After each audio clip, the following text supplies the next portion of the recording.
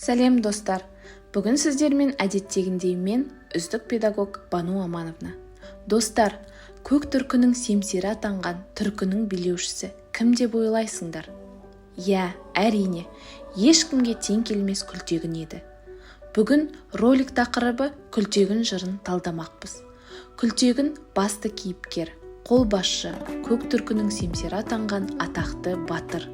Күлтегін жырының кейіпкерлері Білге қаған, Күлтегіннің ағасы. Елтеріс, яғни Құтылық қаған, Күлтегін мен Білгенің әкесі, әскер басы. Тоныкөк, Күлтегін батыр мен Білге қағанның ақылшысы, кеңесшісі. Ұмай-ана, ұрпақ жалғастырушы, береке моллық тәңірісі, түркілердің қасиетті аруағы. Жырға композициялық талдау жасайық. Басталуы: Елтерістің қазасы. Байланысуы: 10 жасар Күлтегіннің ер атануы, дамуы, Күлтегіннің ерлік жолы. Шиеленісуі: Тоғу кентіндегі шайқас. Шарықтау шегі: Күлтегіннің қаза болуы. Шешімі: Білге мен елдің қайғысы, Күлтегінді жоқтау. Жырдағы маңызды деректер: Елтеріс қаған, яғни әкелері қаза болғанда Күлтегін 7 жаста болған. 10 жасында Ұмай текті шешеден ер атағын алған. 16 жасқа келгенде ел жұртын молайтты. 6 чуб соғдыларға аттанады. Табығаш оңтұтықтың 5000 әскерімен соғысып, жауға жаяу ұмтылды. 21 жасында Чача Сеңінмен айқасты. 26 жасында қырғыздарды Көгімен жерінде ұйқыда басты.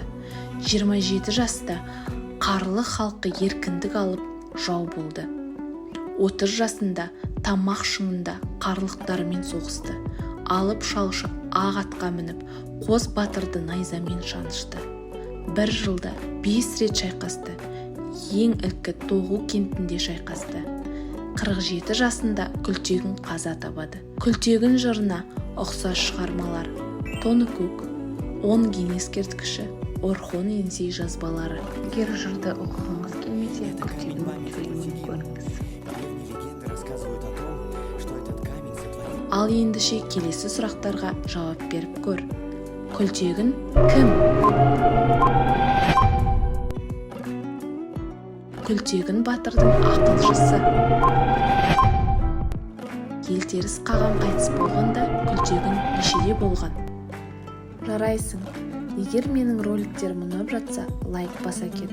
Келесі кездескенше.